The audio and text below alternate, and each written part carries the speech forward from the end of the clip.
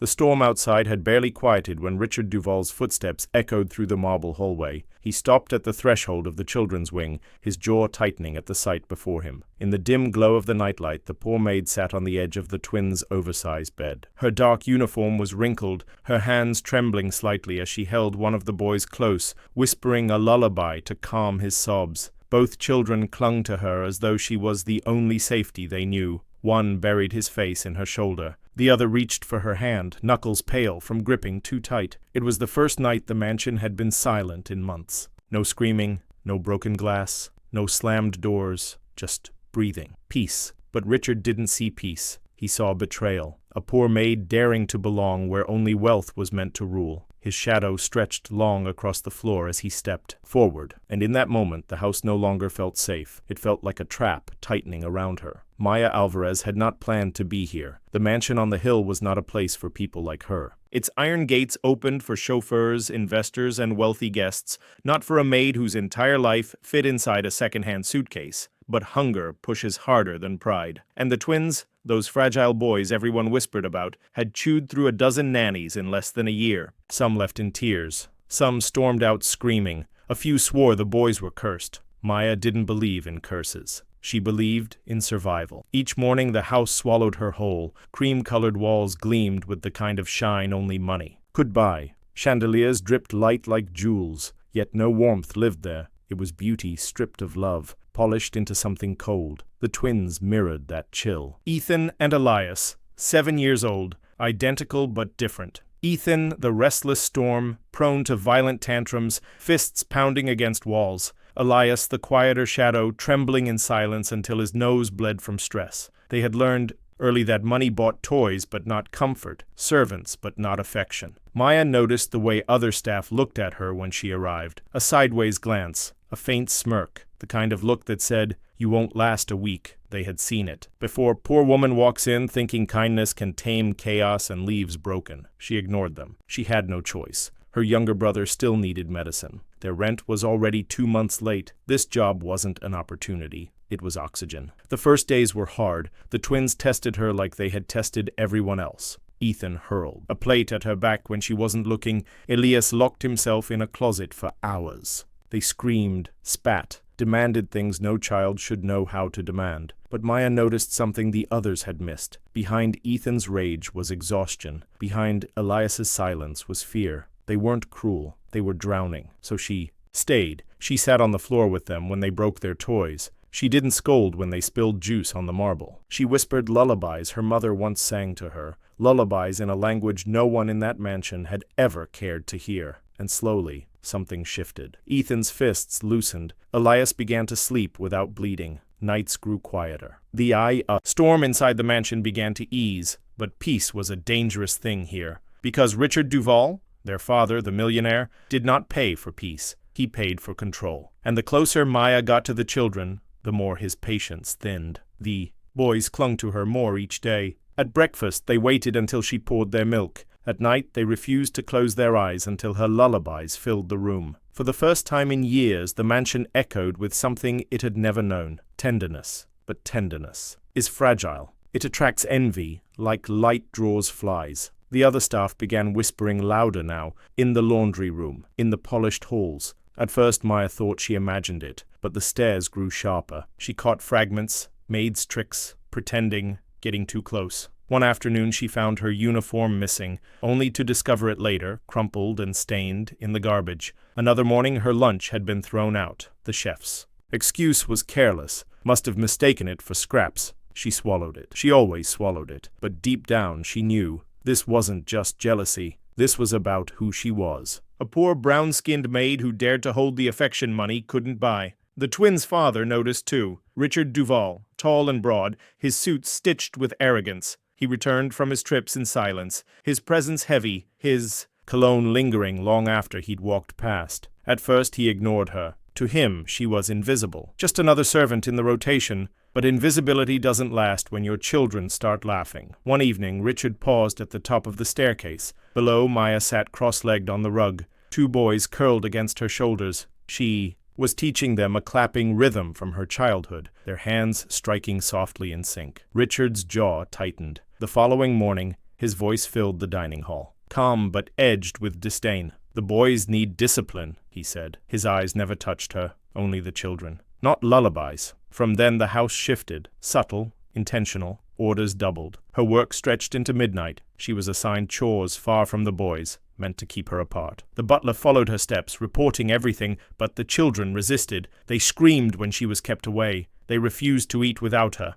Elias trembled until his nose bled again. Ethan shattered a vase in protest. Richard's patience snapped. One night, Maya awoke to shouting. Heavy footsteps shook the floorboards. She rushed toward the twins' room. The door was half open. Inside, Richard towered over Ethan, who had knocked over his father's glass of scotch. The boy cowered, small shoulders shaking. Richard's fist hovered mid-air. Maya froze in the doorway. Her chest tightened. She wanted to run, to scream, to shield the boy, but her feet felt cemented. Then Ethan did something unexpected. He darted forward and clung to her leg. "Maya." His voice was broken, trembling. For the first time, Richard looked directly at her. His eyes burned with something colder than rage, a promise. The days after blurred into tension. Staff no longer hid their smirks. The children clung to her at every turn, as if sensing the storm approaching. And Richard? He grew quieter, which was worse than shouting, until the letter arrived. It was slipped under her door. No signature. Just 4 words scribbled in ink. "You don't belong here." She crushed it in her hand, but the words clung to her like a shadow. Later that week, the butler cornered her in the corridor. His tone polite, but his eyes sharp. "Mr. Duval wants to speak with you. Alone." She followed him into the study. Curtains drawn, lights dim. The millionaire leaned behind his mahogany desk, fingers steepled. "I've tolerated your presence," he said evenly. "But my children are not yours. You're here to clean, not to be their mother." Maya's throat tightened. She said nothing. "Finish this month," he continued. "Then leave quietly. I'll see to it you're compensated." It was dismissal, cloaked as mercy, but she understood. He was cutting her out of their lives, ripping away the only safe ground the boys had found. Her silence was mistaken for agreement. Richard waved her away, already pulling open his ledger. To him, it was done, but it wasn't done. Not for the children. That night, Ethan refused to sleep. Elias cried until dawn. Their little hands clung to her wrists, as if afraid she'd vanish before morning. And for the first time, Maya felt fear, not for herself, but for them. Because she knew men like Richard Duval, and she knew he would not stop at taking her job. The storm broke on a night heavy with rain. Lightning flashed. Across the windows, thunder shook the walls. Inside the mansion, the twins huddled in bed, their small bodies trembling against Maya's arms. She had just calmed them when the door slammed open. Richard stood there, rain dripping from his coat. His face was stone, his eyes locked on her, then on the boys clutching her. "Enough," he said, his voice cut like steel. Before she could move, 2 guards stepped into the room behind him. Not staff this time. Men in dark suits, unfamiliar faces. The twins cried out. Ethan clutched her tighter. Elias buried his face into her shoulder. Richard pointed. "Take her out." The guards lunged. Hands like iron yanked her away. The boys screamed, their cries slicing through the storm. She twisted, kicking, fighting to hold on, but the men dragged her down the hallway, her nails scraping the wood. "Don't take her!" Ethan's voice cracked. "She's our mom!" The words froze everyone, even Richard flinched, just for a second. Then his expression hardened into something darker. "She's nothing," he spat. "Just the help." The guards shoved her into the grand foyer. Rain roared through the open doors. She stumbled onto the marble floor, her cheek striking hard. Pain blurred her vision. Richard followed slowly, his footsteps echoing. "You've poisoned them," he said coldly. "Turned them against their own blood." His hand tightened around a glass of scotch, knuckles white. "But this ends tonight." She lifted her head. Her lips trembled, but her voice, hoarse, breaking, still carried. "Need love, not fear, not fists. And that's something you'll never give them." Glass shattered against the floor. He lunged forward, hand raised, but before the blow could land, tiny footsteps pounded down the stairs. Twins. Barefoot, faces streaked with tears. He ran to her. Elias wrapped his arms around her neck. Ethan spread his little body between her and his father, chest heaving, eyes wide with fury no child should carry. "She's not leaving."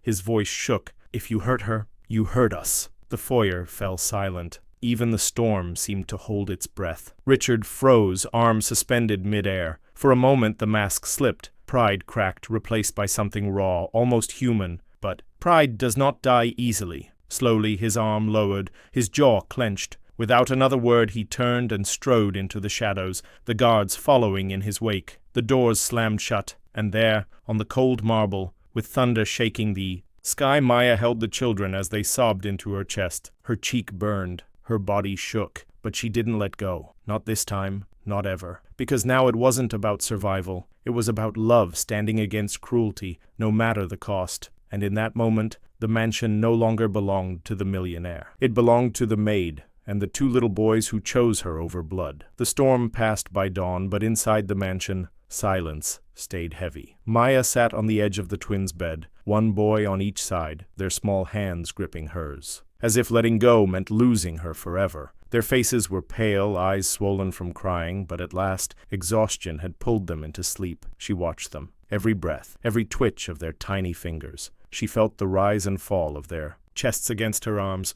For a moment, she allowed herself to believe they were safe, but deep down, she knew better. Richard had disappeared into the night, but men like him did not simply walk away. Pride was a wound he could not ignore, and when he came back, he would be sharper, crueler, determined to break what had resisted him. Maya rose quietly, brushed the boys' hair from their foreheads, and whispered a promise only they would ever hear. "No matter what happens, I will never leave you." Days turned into weeks. Whispers spread through the mansion like wildfire. Staff avoided her eyes. Some pitied her, some despised her. And Richard? He grew colder, quieter, but more dangerous. In silence. His rage no longer burst. It simmered, waiting for the right moment. But the twins changed. For the first time in their short lives, they began to smile without fear. Ethan stopped hiding under tables when footsteps echoed. Elias laughed. Again, the sound bright, fragile, like sunlight breaking through storm clouds. And everywhere Maya went, they followed, holding her hands, calling her name. They didn't care if she was poor, if her skin was darker than theirs,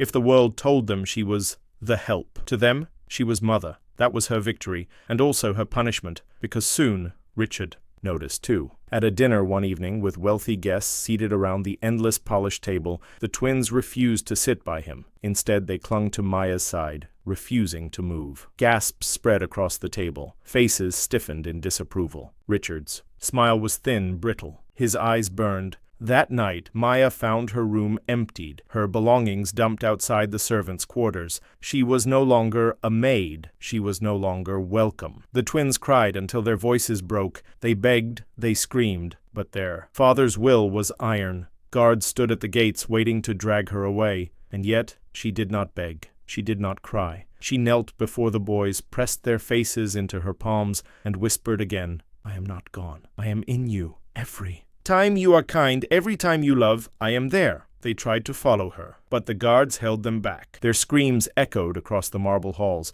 chasing her long after the gates slammed shut. The world outside was colder than she remembered. Streets looked sharper. Eyes followed her with judgment, suspicion, cruelty. A woman without power. A woman marked, but she carried something with her no one could take. Memory. The sound of two little boys calling her Mom. The mansion continued its rituals of wealth and control. Guests arrived, dinners were held, and the facade of the perfect family remained polished for the world, but within, cracks deepened. The twins grew restless, angry. Teachers complained of their silence in class, their sudden outbursts, their refusal to follow rules. And every night, when the halls grew quiet, Richard heard the same thing through the walls. His sons crying. For a woman who was no longer there, and so the curse he tried to erase only grew stronger. Because love, once given, cannot be forgotten. Maya never returned to the mansion. Yet the story of the maid who dared to love, who stood against cruelty, who was torn from the children who chose her, spread quietly among staff, neighbors,